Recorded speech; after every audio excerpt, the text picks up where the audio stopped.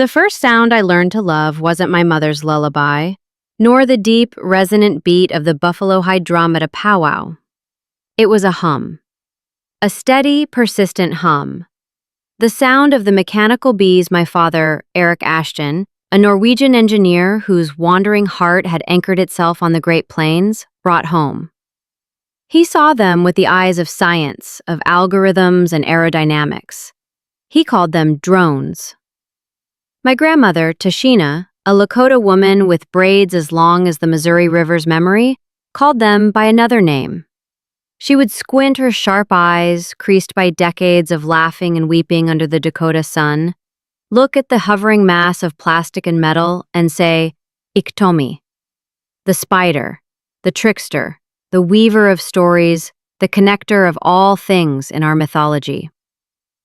I am Lyra Ashton, or Empo Wikapi, Dawnstar, the name my grandmother gave me on a dew-soaked morning when the first red-tailed hawk of the day circled above us.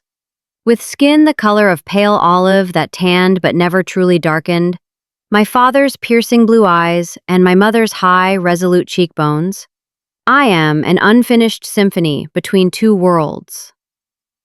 My father loved this land, but he loved it the way a geologist loves a fascinating rock formation. My mother, lost to a long and brutal winter years ago, had loved it as a part of her own flesh. She taught me the names of the plants, the meaning of the winds. My father taught me to code and solder a circuit board. That contradiction defined me. At school in town, I was bright little Lyra Ashton, but there was always an invisible barrier. I was never invited to the sleepovers where the other blonde-haired girls would braid each other's hair. They looked at me with the curiosity of amateur anthropologists. "Is it true your grandma lives in a teepee?" they'd ask. "Do you know how to shoot a bow?" On the reservation, I was Tashina's granddaughter. But when the other kids spoke in the fluid Lakota tongue, I could only catch a few words, and my English replies always made the conversation stall. The Ashton blood made me a perpetual half-breed, a Washiku blend, an outsider. I grew up in that invisible space, and the drone became my escape. My father saw it as a scientific instrument, encouraging me to use it to map erosion patterns, to track the river's changing course. But I turned it into an artist. Iktomi became the eyes that allowed me to see the world without being judged. From above, the earth has no borders, no reservation lines or white townships. There are only rolling hills like the back of a great sleeping buffalo, and the Missouri River glittering like a silver ribbon dropped by the Creator. I filmed eagles soaring over canyons, wild horses galloping through the dawn, and prairie wildflowers blooming after a storm. Those films weren't just art, they were an affirmation, my way of telling myself that I belonged here. Then, one day, the black snake came. It didn't slither on the ground. It arrived in the form of heavy-duty trucks, men in orange hard hats, and massive, cold spools of steel pipe. They called it the Dakota Access Pipeline Project, a sterile, technical name that masked its violent heart. We called it by its true name, Zuzeka Sapa, the black snake, a snake of steel, destined to burrow beneath Minnewachuny, the Missouri River, our sacred water and the lifeblood of my people. They said it was safe. They said it brought jobs. They said it was progress. They said many things into microphones, on glossy pamphlets, in meetings held in faraway buildings. Grandmother Tashina didn't read their documents. She just sat by the river's edge, dipping her hands into the cool current. Minnewachuny, she said softly, our ancient mantra. Water is life. Water remembers everything. It remembers the buffalo, the songs, and the broken promises. They cannot drink oil when the snake poisons the river. The resistance began as a small fire in the night. A few dozen people set up teepees by the river, in the area that would come to be known as Ochedi Shakwin, the camp of the 7 council fires. At first, I only drove out to bring my grandmother food and warm blankets. I stood at the edge of the camp, feeling like an outsider all over again. I had my cameras, my drone, but it felt disingenuous to film. as if I were turning their struggle into my own personal art project. "You don't just have your father's eyes, Anpo Wichapi," Tashina told me one afternoon over root tea. "You have your mother's heart. Don't just look, see. Use your gift. Iktomi is not a trickster if it tells the truth." Her words freed me. I started staying, pitching a small tent next to hers. I brought Iktomi, not to fight, but to remember. I wanted to save the images of the determined faces, the flags of over 200 tribal nations from across the Americas that had gathered here, snapping in the wind. I filmed the children learning in a makeshift school, the volunteers cooking in communal kitchens, the elders telling stories to the youth around the sacred fire. This wasn't a protest. This was a community, a temporary city of hope. The injustice I had felt as invisible pinpricks my whole life now manifested as a monster of steel and concrete. They had drawn their maps without consulting us, signed their permits over land promised to us by treaty. They had taken the land, the language, the buffalo. Now they wanted the water. The outside world, when it noticed it all, saw us as a nuisance. Local media called us agitators.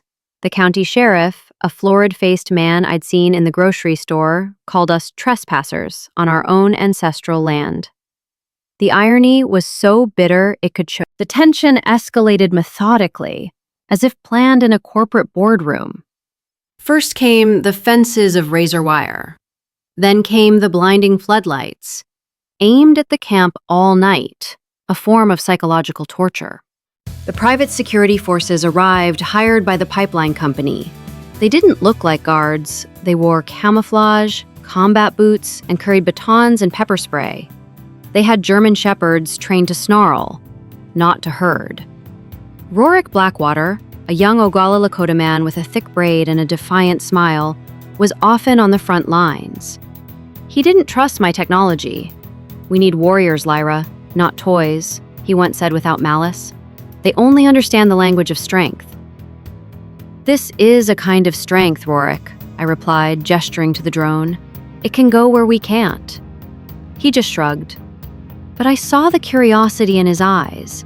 The first major confrontation happened on a hot, dusty day. The construction crews, flanked by those mercenaries, began to bulldoze a stretch of land we knew to be a sacred burial site, ancient graves. Rorik and about 30 others ran to the site, forming a human chain. They were only singing. They were unarmed. I stood on a distant hill, my heart pounding, and sent Iktomi into the sky. Its lens became my calm, cold eye in the chaos. And I saw it. The unmasked brutality. The guards unleashed dogs on the line of people. I watched on my screen horrified as a dog lunged, biting a woman's arm. They deployed pepper spray directly into the faces of people who were praying. It was fast, vicious, and utterly disproportionate. I recorded it all. The footage was shaky, but it was clear. That night, by the weak light of a headlamp, I posted the clip online. It got a few thousand views, a few angry comments, but it was mostly drowned out. The pipeline company issued a press release claiming the protectors had been violent, attacking them with sticks and rocks. They said the burial sites were unsubstantiated. The lie was so blatant, yet many people believed it. I almost despaired. Was Rorik right? What good were images when the other side could simply lie? "The spider doesn't weave its web in a day, Anpo Wichapi," Tashina said, placing a hand on my shoulder. "It is patient. Every thread matters. Keep weaving." And so I did. Every day I sent Iktomi up. I documented everything. The faces, the songs, the small acts of provocation, the armored vehicles that prowled the camp's perimeter.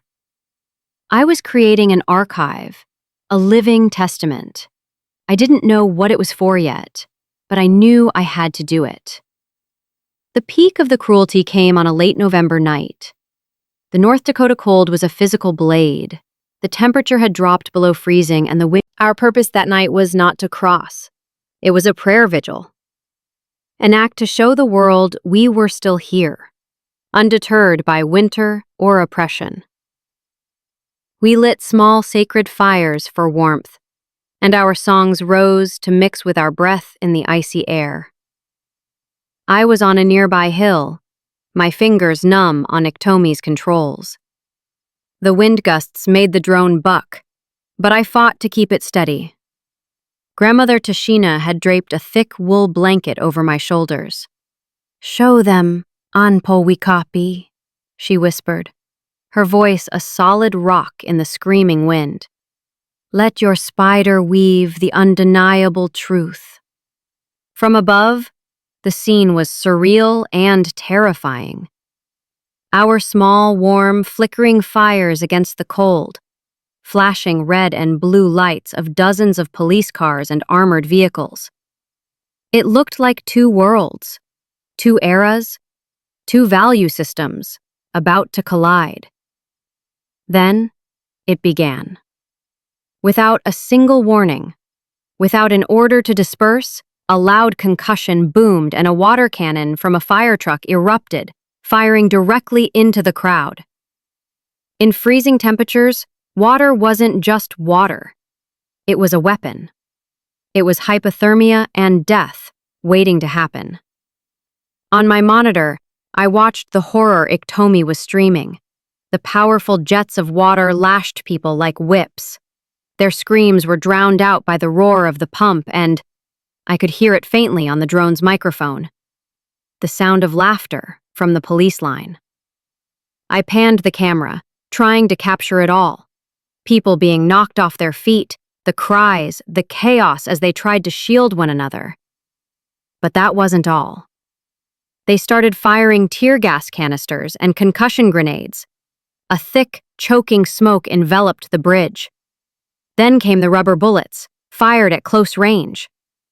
I zoomed in, my heart stopping as I saw a young man fall, clutching his face, blood seeping through his fingers.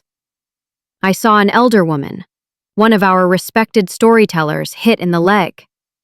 I saw Rorik, blinded by gas, still trying to drag two younger kids out of the direct path of the water cannon. My heart shattered. Tears streamed down my face, blurring the screen.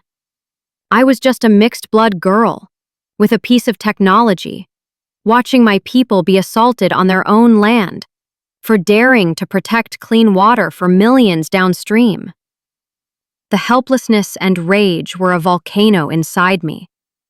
I wanted to scream, to throw the controller down and charge at them myself.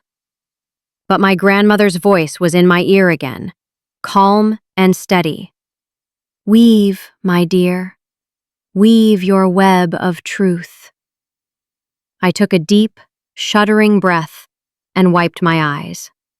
I was not a warrior on the front line, but the merciless assault lasted for hours. As dawn approached, they retreated, leaving a battlefield behind them. Over 300 people were injured. Dozens were hospitalized for severe hypothermia. A young woman named Sophia Wilansky nearly lost her arm to a concussion grenade that exploded right beside her. I returned to my tent, my body shaking not from cold, but from shock and fury. I had hours of footage, undeniable proof. With trembling hands, I began the upload. The internet at the camp was fragile, almost as if it were being jammed. It took most of the morning, each megabyte a small victory. I didn't do much editing. I just spliced the most horrific moments together, with no music, no narration. I let the raw, brutal images speak for themselves. I added a simple title. "They are using water to kill us in the freezing cold. This is not a protest. This is an assault on human beings." Hashtag MNI Wikoni. Hashtag NoDAPL. Hashtag Standing Rock. And then I hit post. At first, there was only the silence of cyberspace. I sat in my tent, hugging my knees, listening the wind whip against the canvas. Had I done the right thing? Would anyone even care? Or would this be just another desperate cry swallowed by the ocean of information? And then, my phone began to vibrate. A single notification, then another, then dozens, then hundreds. It wouldn't stop, buzzing in my jacket pocket like an artificial heart beating out of control. The footage wasn't just being watched, it was exploding. It was shared by activists, then independent journalists, then celebrities, actors, musicians, writers. The hashtag #NoDAPL trended #1 worldwide on Twitter. Standing Rock was on every Facebook feed. People weren't just sharing, they were expressing outrage, horror, shame. The images from Iktomi's eyes had transcended all barriers of language and geography. A mother in Japan saw women being pepper sprayed and felt their pain. A student in Berlin saw the water cannons in the freezing night and felt the anger. A veteran in Australia saw the armored vehicles facing down people in prayer and commented, "I didn't fight for my country to see this happen in an allied nation." They no longer saw Indians. They saw human beings. They saw injustice in its most primal form. Support poured in like an avalanche. The legal and medical funds received millions of dollars in donations. Warm clothes, food, and firewood arrived from across the country. And then, the incredible. They had underestimated us. They saw teepees and ancient songs and thought we were relics. They didn't realize we were using the master's tools to dismantle the master's house. We had combined ancestral wisdom with 21st century technology. We had turned a drone into a war pony and social media into a war drum that could be heard across the globe. You might be expecting a Hollywood ending, that the government bowed, the pipeline company retreated in shame, and the black snake was slain for good. That we danced in celebration around the fire and lived happily ever after on protected land. But life is not a movie. The truth is more complex, more messy, and more painful. Yes, we had a temporary victory, a glorious one. Under enormous public and international pressure, the Obama administration halted the project and called for a more thorough environmental impact statement. The Ochechi Shakowin camp erupted in joy and tears of relief. Rorik lifted me off my feet in a bear hug, shouting, "You did it, drone girl!" For one brief, shining moment, we had won. But then, as the tide recedes, a new administration came to power. With the cold stroke of a pen on an executive memorandum, the halt was reversed. The Black Snake was revived. A militarized force of law enforcement, now fully empowered, swept through and cleared the camp. They came with bulldozers, flattening the teepees, the communal kitchens, the makeshift school. The sacred fire, which had burned continuously for months, was extinguished. The last protectors, including Rorik, were arrested, and the pipeline, eventually, was built.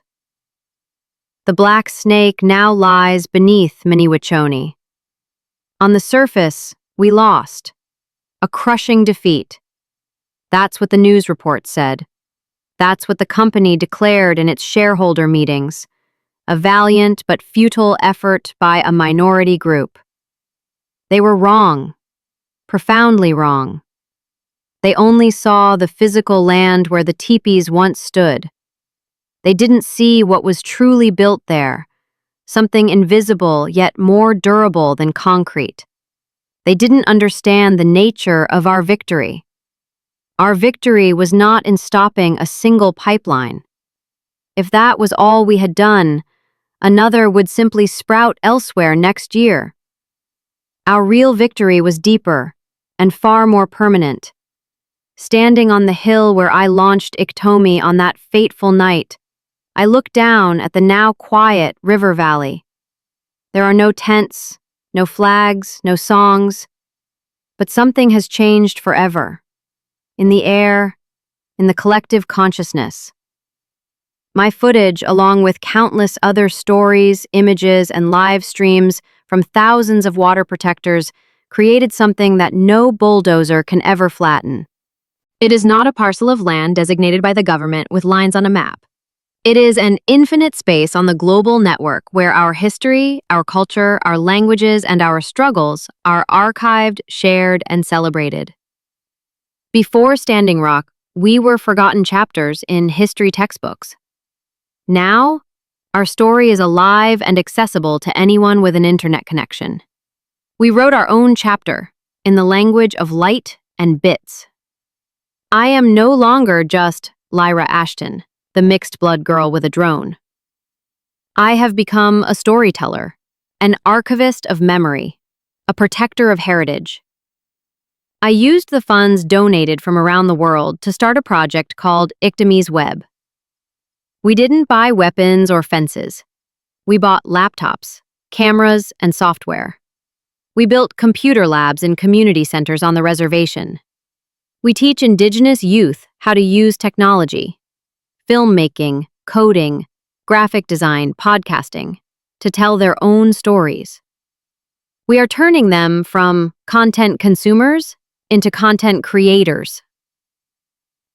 The black snake of steel may be pumping its toxic fluid beneath the river. That is a painful physical scar on our mother, the earth, a daily reminder of human greed. But we wove something far more powerful. We wove a global web of solidarity and understanding. We showed the world that we are still here, that we are not relics of the past, but a living, breathing force in the present and the future. They can take a piece of land, but they cannot take our story. They can build a pipeline, but they cannot break the network we have woven. Today, I am on that same hill. But I am not alone. Beside me is a 12-year-old girl named Zitkala, which means little bird. She has piercing dark eyes and an endless curiosity. Her hands are on the controls of a new generation Iktomi, smaller, faster, and more powerful. She is one of the brightest students from the Iktomi's Web project. "What should I film, Lyra?" she asks, her eyes alight, staring at the screen displaying the world from above. I look out at the river, gleaming in the sun. I look at the future, standing right next to me. A future that knows how to wield both ancestral wisdom and 21st century hools. "Don't film the battle that was, Zitkala," I say, placing a hand on her shoulder. "Film what is. Film the water flowing. Film the eagle soaring above us. Film your grandmother's face as she tells a story. Film your friend's laughter. Tell the world who you are, who we are. The snake may lie beneath, but the sky and our stories are ours forever." She nods, a brilliant smile spreading across her face. And with that familiar, beloved hum, the drum